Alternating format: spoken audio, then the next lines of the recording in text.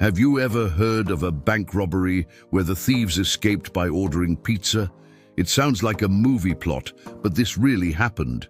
4 armed robbers stormed a bank in Argentina and took hostages.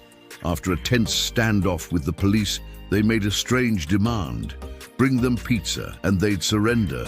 But when the pizzas arrived, the robbers went silent. The police stormed the bank, only to find the hostages safe and sound. But the vault was empty. The robbers? They had vanished. No tunnel, no broken walls, no signs of escape. How did they pull off the perfect crime? And where did they go? Today, we're diving into the incredible true story of the smartest bank robbery in history. This is the story of the 2006 Banco Rio heist in Argentina, an operation so clever it became a legend. It was masterminded by 4 men: Fernando Araujo, the artist and leader; Sebastian, the brilliant engineer; Beto de la Torre, the financier; and a man known only as El Silencio, the muscle. Helping from the outside were 2 mysterious figures: the doctor and the kid. Remember these names because each one played a crucial role in this masterpiece of crime. It all started with Fernando, the mastermind. Imagine this: he walks into his psychiatrist's office and says, "I want to rob a bank." The doctor thought he was joking or just high on the marijuana he often smoked. "Why? For the money?" he asked. Fernando's reply was shocking. "No, I don't need money. I'm an artist, and I believe I can create something artistic in the world of bank robberies." The doctor laughed it off, but Fernando was dead serious. He was about to design a heist that was more like a performance art piece. He started scouting locations in Buenos Aires and settled on Banco Rio, a bank in a wealthy district filled with the private deposit boxes of the rich and powerful. He considered a quick, armed robbery, but that was too risky and the reward too small.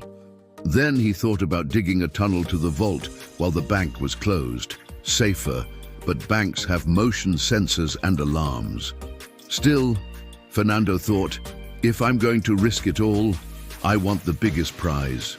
He chose the tunnel plan. At first, he looked for a nearby basement to rent, but then he noticed something brilliant: manholes all along the street right in front of the bank. This meant a massive sewer tunnel ran directly underneath his target. He found a large sewer outlet a short distance away, the perfect secret entrance. He climbed down and discovered a huge tunnel big enough to drive a car through, running right under the bank. He had his stage. Now he needed his cast.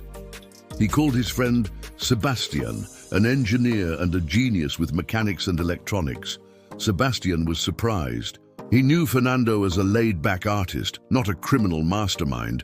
But when Fernando explained his vision, how they could hit the vault from below, Sebastian was hooked. You see, Sebastian had his own reasons to hate banks. His family had lost everything in Argentina's financial crisis.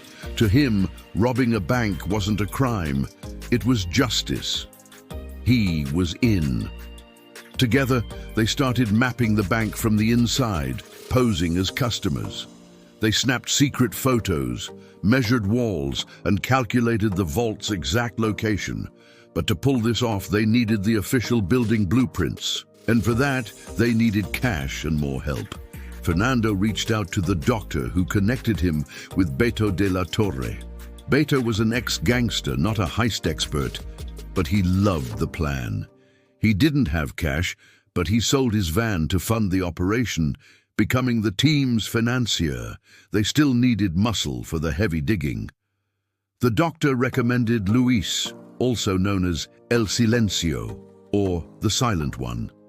Luis was an ex-convict, impulsive but incredibly smart and a master of acting and manipulation. The core team was now complete. In a stroke of genius, Luis somehow got his hands on the official bank blueprints. To this day, no one knows how. Bribery, theft, it remains a mystery. With the blueprints, they pinpointed exactly where to dig. They hauled in generators, drills, and equipment, working for months deep underground. One person always stayed on the surface as a lookout. They even had to figure out how to bypass the vault's heat sensors. Sebastian designed a special thermal-proof suit, but it wasn't foolproof. The risk was too high. Fernando was getting frustrated. And then he had a breakthrough, a crazy, brilliant idea. Why rob the bank at night and risk the alarms? Why not rob it during the day, in plain sight, and use the tunnel to escape? It was genius. They would combine two robbery methods into one. They'd stage a hostage situation to distract the police, making them think the robbers were trapped inside. Meanwhile, the real heist would happen underground, and they would vanish through the sewer system. They spent nearly a year preparing. They finished the tunnel and even built a small dam in the sewer to raise the water level. This way, they could use inflatable boats to float the loot away. They chose a manhole 200 meters from the bank as their exit, parking Beto's van right over it with a secret hole cut in the floor for a seamless getaway. On January 13, 2006, the show began. Sebastian entered the sewer and positioned himself by the vault wall. Fernando, Beto, and Luis walked into the bank, armed with toy guns, and took everyone hostage. Within minutes, police swarmed the area. To make the trap look real, Fernando pretended to try and escape with a hostage, then quickly retreated inside when he saw the police. The officers were convinced they had them cornered. While the police focused on the front door, Sebastian used a custom-built hydraulic device to smash through the vault wall. For the next 2 hours, he and Fernando emptied hundreds of safety deposit boxes. Above ground, Beto and Luis stalled for time. Luis, the actor, became the media's man in the grey suit. He calmly joked with negotiators, making small demands. At one point, he asked to speak to his lawyer and gave them the phone number of one of the hostages. When the police called, Luis answered, pretending to be the lawyer. After 2 hours, they had enough. Fernando gave the signal, "We're done. Start the escape." Luis made his final, now famous call to the police. "We're surrendering, but we're hungry. We want pizza." The police, thinking the end was near, agreed. But as the pizzas arrived, the robbers disappeared. Through the hole in the vault, into the tunnel, onto the boats, and out through the manhole into the waiting van. They were gone. When police finally stormed the bank, they were met with a scene of utter confusion. The hostages were safe, but the vault was empty. They searched everywhere, thinking the robbers were disguised as hostages, but it was no use. Then an officer found it, a hole in the basement, hidden behind a cabinet. The impossible truth dawned on them. The robbers had escaped through the sewer. Investigators descended into the tunnels and found their perfectly constructed escape route. They followed it to a quiet street where the manhole cover had been replaced and the asphalt neatly patched. The crew had thought of everything. There was no evidence, no fingerprints, no cameras.